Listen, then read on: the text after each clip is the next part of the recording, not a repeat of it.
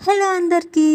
ఈరోజైతే కోనసీమ స్పెషల్ గోంగూర కొబ్బరి చేసుకోబోతున్నాం. దానికైతే ఫస్ట్ గోంగూర తీసుకుని చిన్న చిన్న ముక్కలుగా కట్ చేసేసుకుని బాగా కడిగేసుకుని ప్యాన్ పెట్టుకుని మనం కట్ చేసుకున్న గోంగూర వేసుకుని కొంచెం వాటర్ వేసుకుని మూత పెట్టుకుని ఉడకపెట్టుకోవాలి. ఉడికిన తర్వాత మూత తీసి దాంట్లో కొంచెం వాటర్ అయితే వస్తుంది. ఆ వాటర్ ని తీసేస్తే మనకి మరీ ఎక్కువ పులుపు లేకుండా ఉంటుంది అనమాట. సో అందుకని కొంచెం ఆ వాటర్ తీసేస్తున్నాం.